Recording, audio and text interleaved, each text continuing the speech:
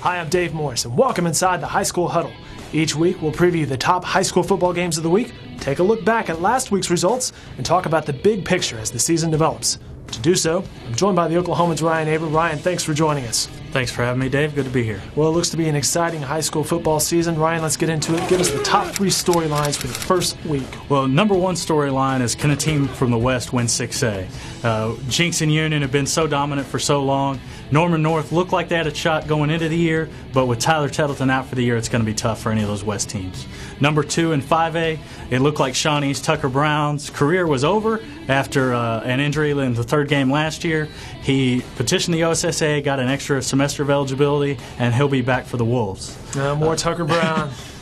Gotta love that. And in 4A, can McGinnis repeat? Bishop McGinnis had a great run to the title last year, had an outstanding season, won their first football championship. This year it's going to be tough, though, with Wagner and Grove, 2 teams that they faced in the playoffs a year ago, having so much back. All right. First week of the season, let's get into what are the big games to look for this week. Number 1 down in Moore War. This is Moore War number 20, and it'll be the last one where it's just Moore versus Westmore as Southmore joins the league next year.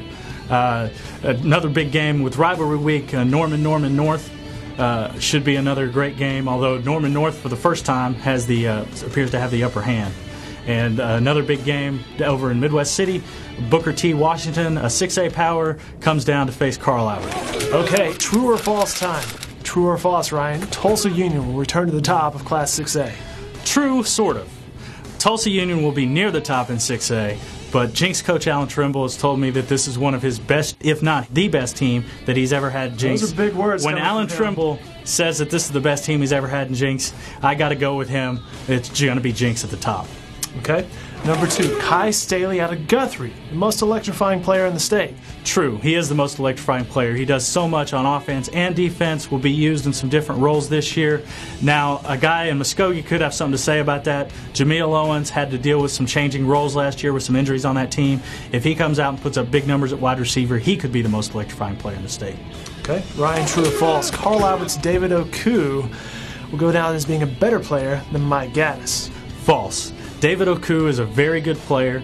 He has all kinds of colleges after him and will very likely be the number 2 player all time at Carl Albert, if not 3 behind J.D. Runnels.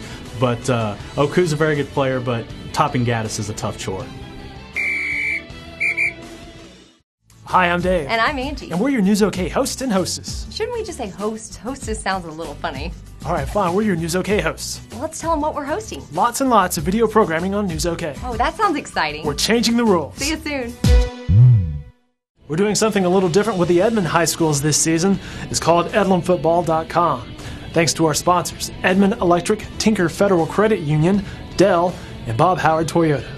EdlamFootball.com will be the exclusive place to find video clips of every home game for Edmond North, Edmond Memorial, and Edmond Santa Fe this season. This week, Edmond Santa Fe hosts Kansas City Rockhurst on Thursday at UCO's Wanland Stadium. The next night, it's Edmond Memorial hosting Edmond North. All right, thanks to Ryan Aber from the Oklahoman for his time and expertise. Enjoy the games this week, and thanks for joining us inside the High School Huddle.